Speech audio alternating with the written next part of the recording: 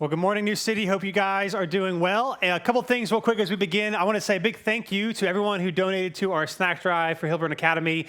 You crushed it. We're going to drop that off this week. I just want to let you know the school counselor actually emailed me this week and said they have got another program they're starting for underprivileged kids. She's like, I'd love to jump on a call with you and see if you guys are interested in partnering with this. And I said, I don't know what you need, but I already said yes to it. So we're going to be doing more with them, and so super excited about that. And then again, just don't forget, next week we'll be at 9:30 and 11. We want to create more space for people to meet Jesus and grow in a relationship with him. And so that way, maybe you're like, I want some personal space. Well, now you can have some.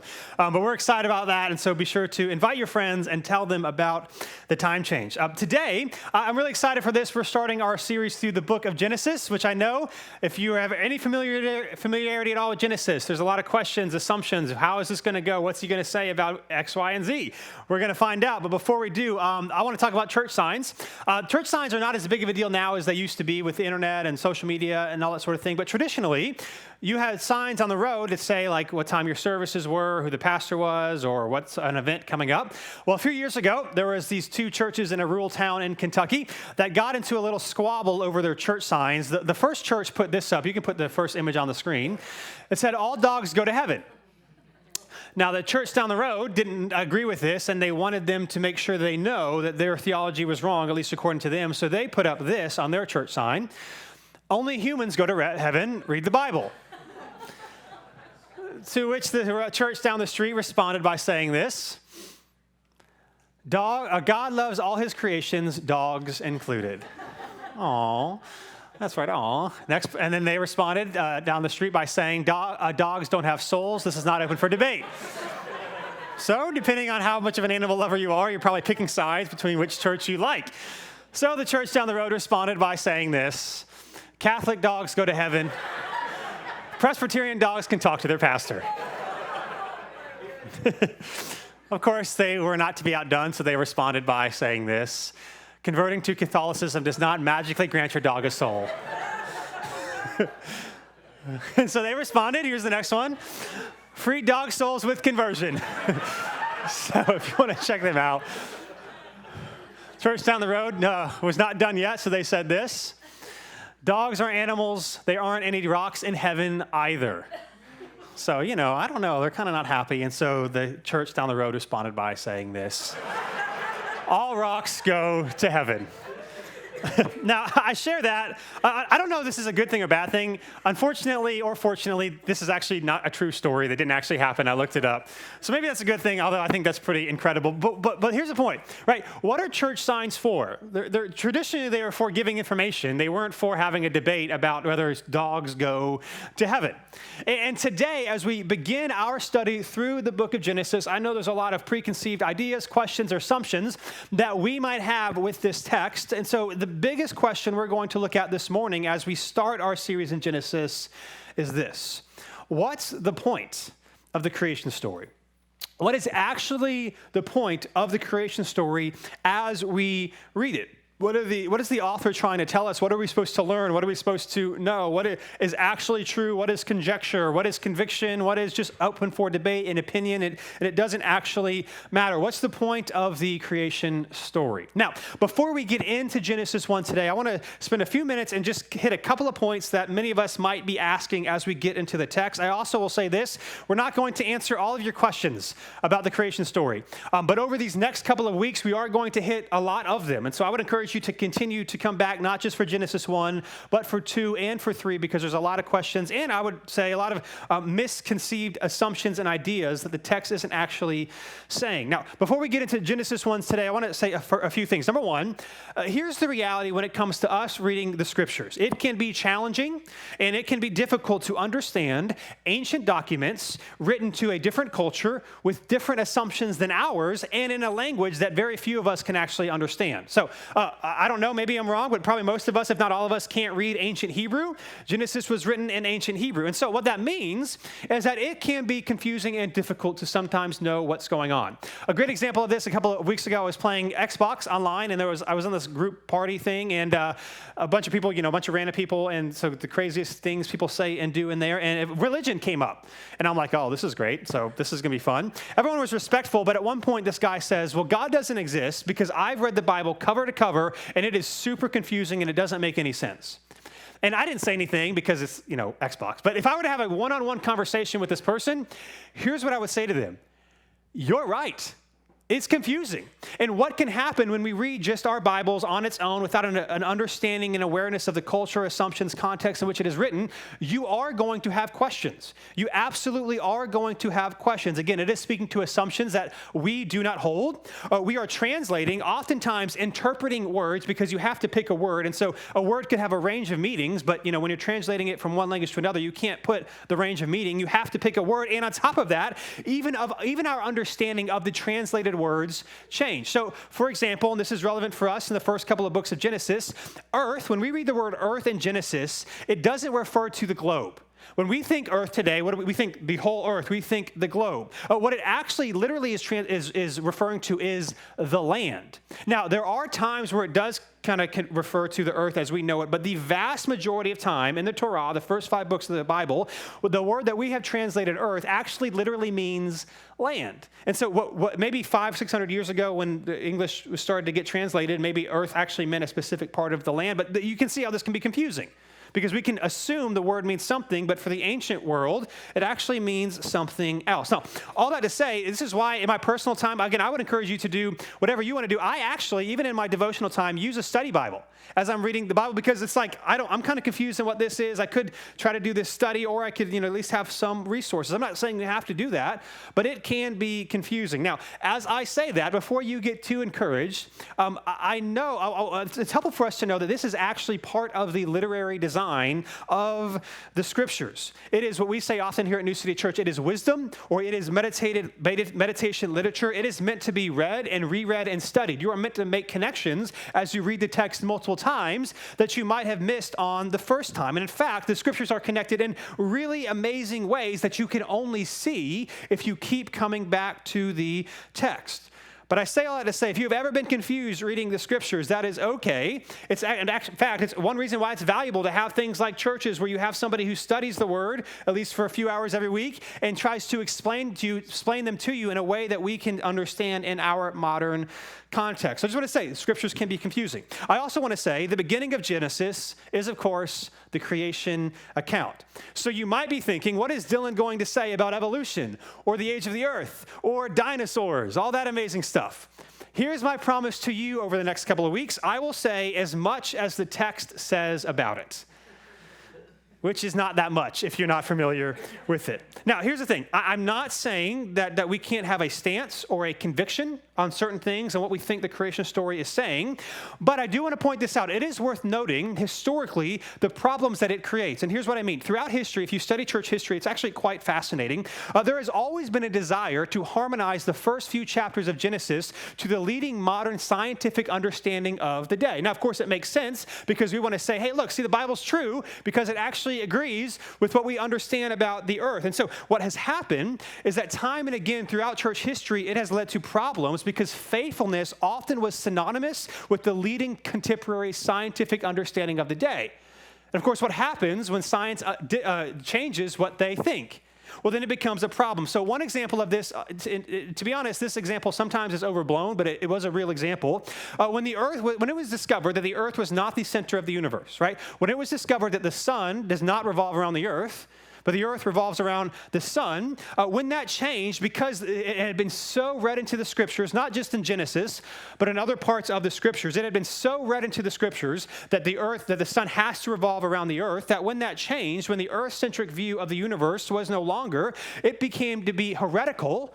Right, there was a lot of charges in the various churches that it was heretical if you adopted the view that the earth rotated around the sun because it had been so read into the text with good intentions, but with bad results. In fact, this happens today. We'll talk about this maybe a little bit over the next couple of weeks, but one of the ways that people read Genesis 1 today is what is called, is when they look at the days, the 7 days of creation, again, our modern scientific understanding. I'm not saying it's right or wrong, but it disagrees that the earth was created in 7 literal days, 6 to 10,000 years ago.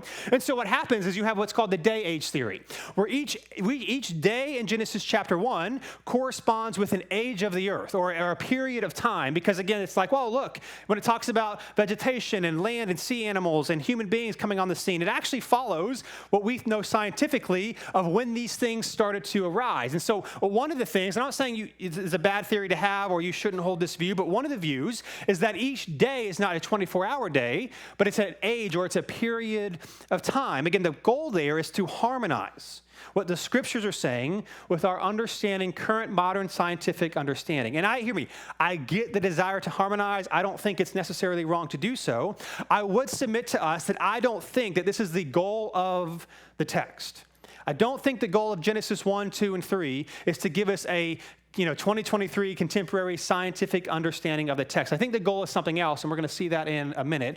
And the last thing I'll say today before we get into Genesis 1 is what we say at our Discover class. If you're a partner at New City, if you're like, what's New City's stance? Here's what we say. I'm just going to read it word for word so that we can see what's going on here. Here's what we say at New City. Believers can and do differ on how God created the universe and the timeline in which it happened. While these things are not unimportant, in one's view of how God created is not a litmus test as to whether someone is a believer, a faithful follower of Jesus, or not. At New City, we teach and believe that faithful believers can differ as to how God created the age of the earth, how long it took. Was there death before Adam and Eve sinned and ate from the fruit of the tree? We're going to talk about that next week. That being said, we also affirm and teach the following. Here's what we do believe, that God is the creator of all things, that a literal special created Adam and Eve, who are the head of the entire human race, did exist. And due to the sin of Adam and Eve, evil and brokenness is in our world, and our creation now is not what it could have been if they had not sinned, and it would have looked like something a lot different, which again, we're going to get looking at the next couple of weeks. And the last thing I'll say is this. I think I said last thing, but I'm a pastor, so you always have one more. It's helpful to understand this when it comes to the creation account, that there are other ancient Mesopotamian creation stories. Genesis is not the only one. And so sometimes it's like, see, it's not real because this is not new. Scholars have known this forever.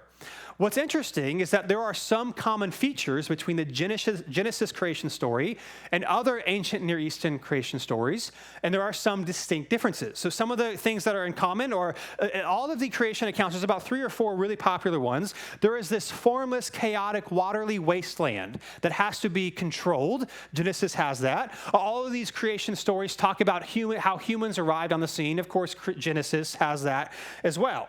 But you may not know that there are some very distinct and unique differences between the Genesis account and all of the other ancient Mesopotamian accounts. For example, one is that God or the gods in the other creation stories did not struggle with creation. So in all of the other ancient creation stories, the gods, there is some sort of struggle to bring about life on earth. In the Genesis account, it was not a struggle for God to do so. In the other creation accounts, you have gods actually fighting amongst one another for the supreme gods. And so in the ancient, the Egyptian Babylonian accounts or the Babylonian accounts, what you have is how their gods won, which is why their nation is the best. Of course, in the Genesis account, there is one God and there was no fighting. There was no struggle. You also, another difference is that humans and all the other creation stories were essentially made as slaves to the gods to serve their ever-changing desires. That's how we got here.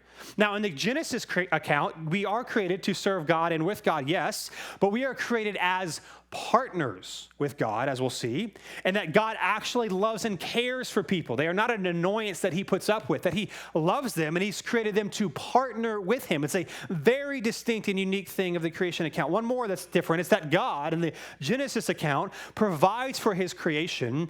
They do not provide for him. So in these other ancient stories, you have the gods creating humans because they don't want to create irrigation and work on the earth. They want the humans to make this stuff and to sacrifice for them. The creation story, God does not create people because he needs us. He creates us because he loves us. And here's why this is helpful for us to know. In fact, in some ways, not in every way, but in some ways, the creation story of Genesis chapter 1 and 2 is not unlike a New Testament letter. So in the letters in the New Testament, what happens? You have authors speaking to specific issues of the day and how followers of Jesus should approach those issues. It's kind of like commentating on here are some of the cultural practices and assumptions, and they're providing correction. Here's what it looks like for followers of Jesus to be faithful in the midst of your culture. What you might not know is the creation account of Genesis is actually doing this for the ancient world. What it's saying is here are the true ways that God acts, and here is how he is different than all these other created gods of different cultures. Instead, this is who God is really like. That is the heartbeat behind Genesis 1 and what it is trying to communicate. So what's the point of the creation story? That's what we're looking at this morning. We'll start with Genesis 1. If you have a Bible, you can go ahead and turn there. If not, there's a black one around you, or you can use your phone. If you do not own a Bible, we'd love for you to take one of those black ones home. It is our gift to you. This is the easiest passage you will ever find in Scripture. So if you don't know what it is, page 1. You don't even have to look at the resource in the beginning. You can just, it's right there. So here we go. Genesis chapter 1. It says this. In the beginning, God created the heavens and the earth. Now the earth was formless and empty. Darkness covered the surface of the watery depths, and the Spirit of God was hovering over the surface of the waters. Now, there's been a lot said and argued about Genesis verses 1 and 2. Again, high-level thoughts. I just want to say a couple of things. John Sailhammer was he died a couple years ago. He was a giant in the ancient biblical studies in Genesis and the Hebrew Bible. And he actually argues, and he's not the only one, but I think a lot of people do. He kind of makes it in plain English. He argues that in verse 1, it refers to the creation of everything. In the beginning, God created the heavens and the earth.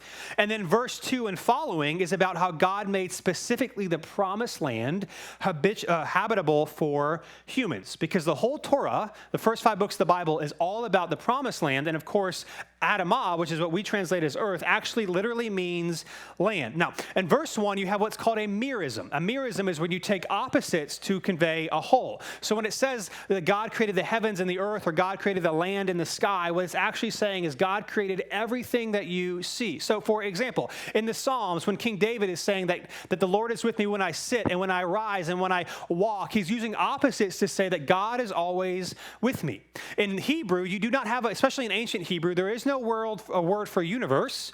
And so the author here is using opposites to say everything that you see, God created. And then verse 2, at least Sailhammer argues that the rest of the first 5 books of the Bible are all about the promised land. And so verse 2 and following, it's specifically about how God made the promised land habitable for human beings. Now, regardless of whether or not that's true or not, whether it's talking about just the promised land or other places all over the world, here's the point, that in the beginning, God created and took the nothingness wasteland and is going to make it suitable for the crown of his creation. Now, I also want to say this. It does not say that the disorder was bad. It's just that it was unordered, that there was no meaning to it, and God's going to make it orderly and meaningful so that human beings can live in it. In other words, although there's a lot that could be said about the first 2 verses of Genesis, here's the point of what the author's trying to say, that God created. What he's saying is that God created. Not that there was some power struggle like there is in all other ancient accounts, but simply that God decided and then God acted, that he created everything. And then verse 2 jumps to the earth seemingly on the scene, but not habitable. Verse 1, he created everything, and then it kind of fast forwards. There's a lot of things it doesn't tell us. Now that the earth is there, it's not habitable. How does God make it habitable for humans? It was a wasteland. It was void of meaning in life, but in the beginning, God created, not as an accident, that things haven't just always existed, that we worship the God who created and provided for us. Now, here's the implication of that.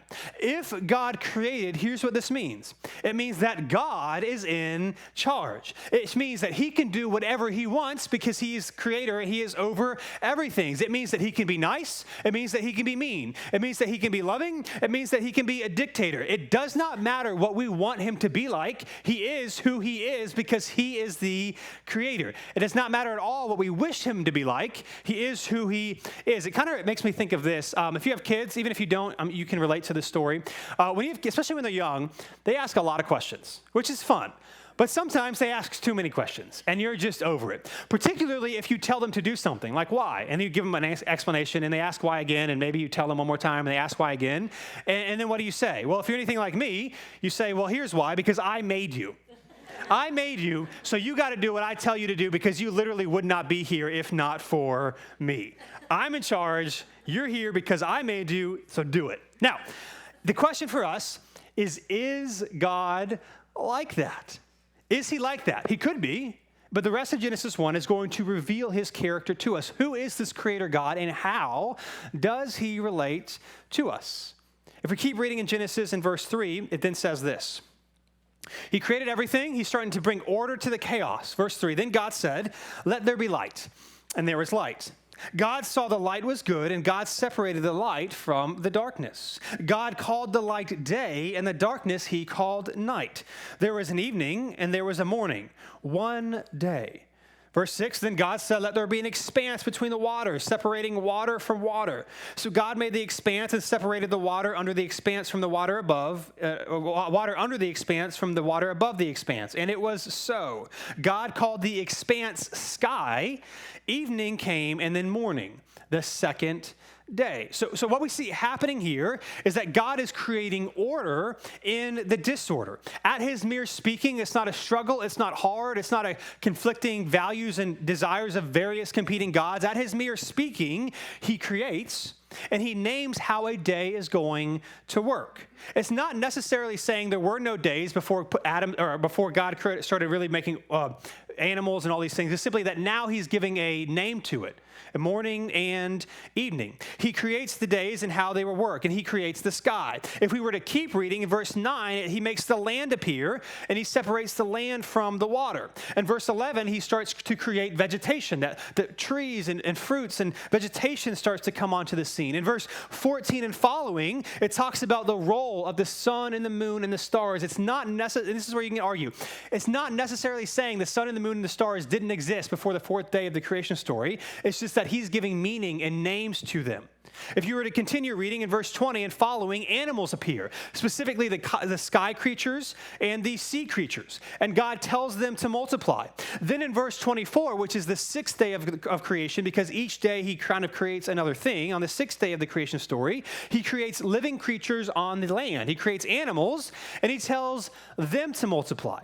And it says that he saw that it was all good. Now, again, we're not going to get into it this morning, but you can debate. Were they literal days, or were the days meant to be symbolic of other things? The text does not tell us.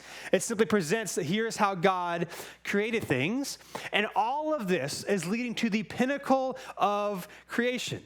He says, everything is good. The land is now ready. And then it says this in verse 26, if you look down, chapter 1, verse 26. Then God said, let us make man in our image, according to our likeness. They will rule the fish of the sea, the birds of the sky, the livestock, the whole earth, and the creatures that crawl on the earth. Now, there's a lot of significant things. One of the most significant things about what's happening here is that each time God has spoken before, when God said, let there be, the heavens and the earth and the animals and the sea creatures and all these vegetation, all that sort of things, he speaks, and then it happens. He always just says, let there be, and then there was. But for the human, he says, let us, and it's the only time that the intent of the created thing is stated before it's actually created. He says, let us like man, make man or human in our image according to our likeness, and they will rule. And so before he creates, he says this is their function. Now, as a side note, there's a lot of debate about who this us is in Genesis chapter 1. It could be heavenly beings in God's court. It actually talks about this in other parts of the Hebrew Bible, this us thing where God is with this heavenly court that he has. However, humans, we would argue, especially as Christians, are created in God's image and not the image of angels, so that's a little bit difficult. And of course, we also know that God the Father is not the only one present. God the Holy Spirit is also present in creation. And in the New Testament, in John chapter 1 and other places, it tells us that Jesus was there as well. And so we as followers of Jesus would argue that this is talking about the Trinity, but regardless, the point is that God is making something different here. That is what we are supposed to see. He's making something different. And then it says this, verse 27. So God created man in his own image. Now, the word man there is not specifically talking about males. It's talking about humans. So God created humans in his own image. He created him in the image of God. He created them male and female. God blessed them, and God said to them, be fruitful, multiply, fill the earth, and subdue it. Rule the fish of the sea, the birds of the sky, and every creature that crawls on the earth. So again, in verse 27, it says, he mentions man. This is the Hebrew word Adam, where Adam gets his name from. He creates Adam out of the Adamah, which in Hebrew is the land or is the earth. He creates man from the earth. Now, again, this is in stark contrast to all other ancient creation mythologies. God creates man in his image or likeness. No one else would teach this. He creates them not out of need for appeasement or servitude, and he creates them to be co-rulers with them. Of course, God is greater, God is above us, all these sorts of things, but we're created as people who are in his image, that are worthy of dignity and love and respect. In fact, humans are literally supposed to be little idols or little representations of God, which is why it's one of the reasons, not the only one, but it's one of the reasons in the 10 Commandments, you get the commandment, have no other gods before me and make no idols. Now, why does God tell Moses and the Israelites not to make any idols? Well, because God has already created them. It's not just that nothing we can create can fully appreciate and describe who God is, but because God already has idols on the earth. They're people. And when we properly love God and love others, we are actually imaging God in his creation. That God's idols are here, and as we honor him, we properly image him to his creation. And so what the Genesis account is emphatically saying, which is different than any other ancient document, any other creation story or anything, is this, that human value is determined by God. Genesis 1 tells us that human value is determined by God. It's not determined, or it's not based on your income or your influence or your authority. It's not based on your intellect or your size or your geographical location. It's not based on your gender or how much money you made. That all people are created in the image of God and are therefore intrinsically valuable. What this means is that the little baby in the womb is valuable. It means that the little girls that get aborted and killed in other places, and even in the United States because of their gender specifically, are valuable. It means black, Asian, Latino, Arabic, African, they are valuable. It means the person on food stamps living in Section 8 housing is valuable. It means our political opponents, the Republicans, Democrats, Joe Biden, Donald Trump, they are immensely valuable. It means the rich CEO and the school janitor, they are both valuable. It means that the Carolina Tar Heels are valuable. Sorry.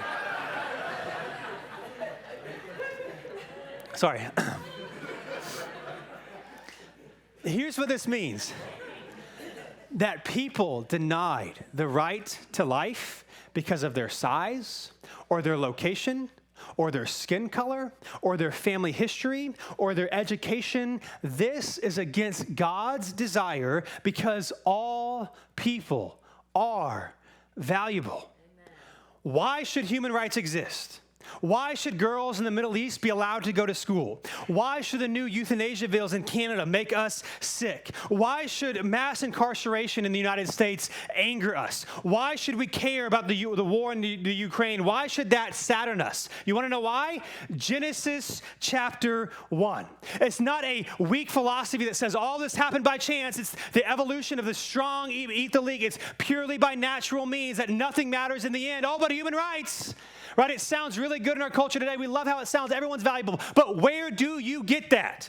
You get it in Genesis 1. You get it on the 6th day of creation. God said, you matter.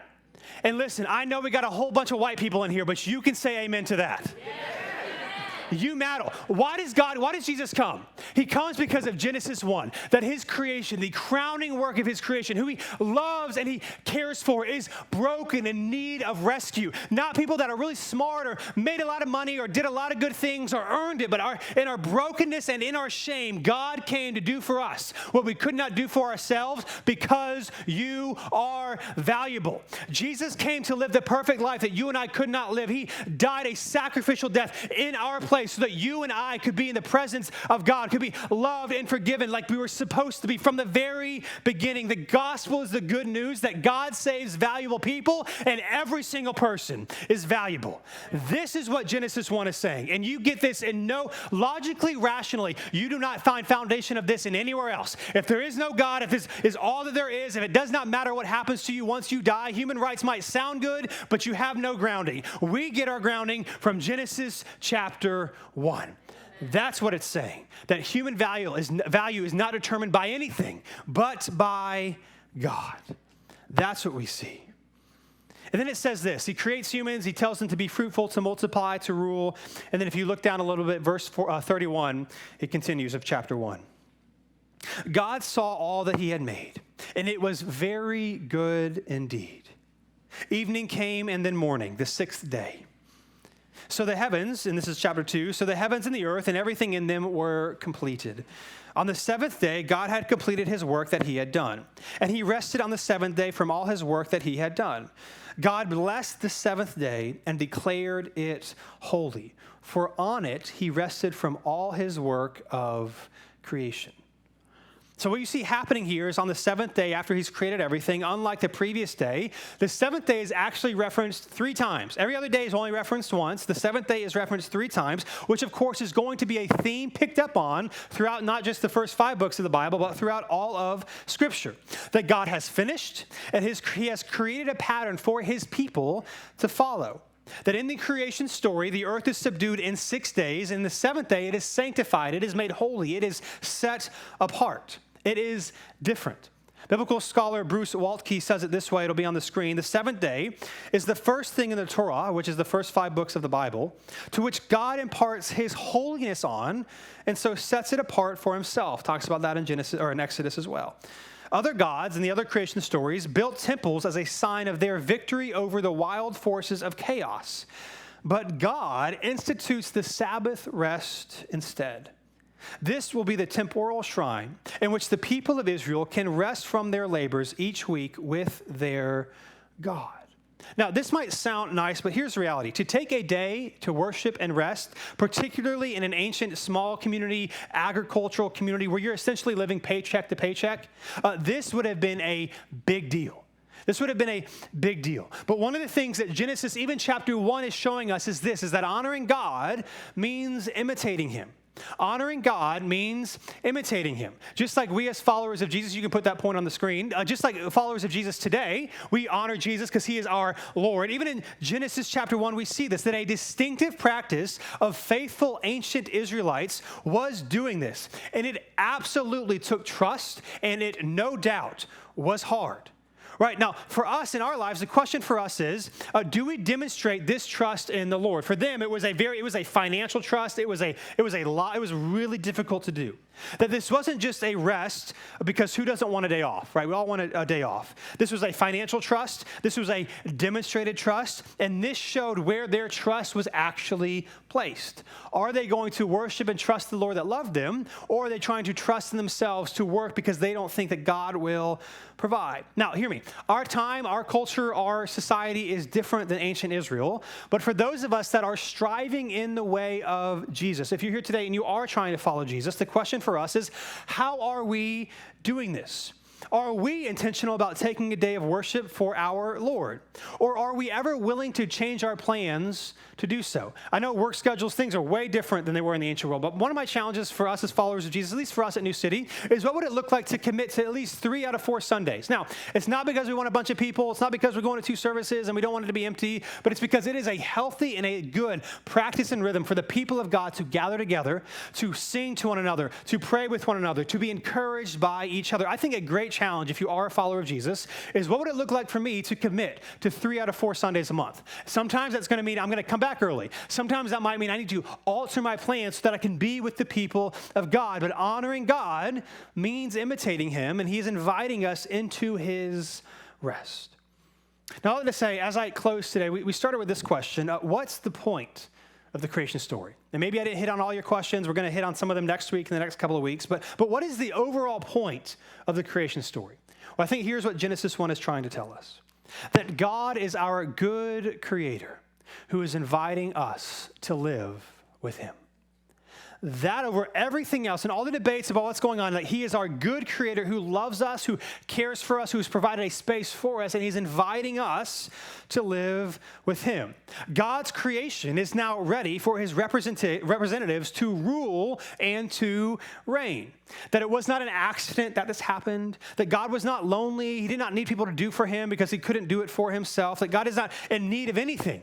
Again, over and against all the ancient cosmologies of the day, today, what Genesis 1 is saying is that he is our good creator who loves us, who cares for us, who wants to provide for us, who wants to be in relationship with us. And so he's created and he's inviting us to work with him. It kind of makes me think of this. For Christmas, my 4-year-old son, Roman, got these plastic diner stores that you assemble. And they've got like plastic screws and it even has like a little battery-powered drill bit. And so what it is, what it's made for is for me to make dinosaurs with him. Now, doing it with Roman takes forever. In fact, I don't even really care about the dinosaurs. I'm not going to play with them, right? Well, what's the point? The point is to have something that him and I do together, that I kind of will hold the screw in the little place, and so he'll drill it in. He thinks it's awesome, and he puts the leg on it, and then he takes the other one, he puts the foot on the leg, and so we got to take it out, but it's okay, you know? But it takes longer than if I were to do it myself, but what's the point? The point is I'm inviting him to do something with me. I'm inviting him to create with me because I love him and I care for him. And listen, I don't know what you've walked in here with today. I don't know the struggles that you've gone through, the doubts, the discouragements that you're facing, but you need to know that God is inviting you to be with him. That you are valuable not because of who you are or what you have done. You are valuable because you are a human in his creation. That he loves you, that he cares for you, and that he is inviting you to be with him. That, over anything else, is what Genesis 1 is all about. Hey, thanks so much for checking out this video. We upload new videos every week to help encourage you in your faith in Jesus. So be sure to subscribe to this channel so that you'd never miss a thing.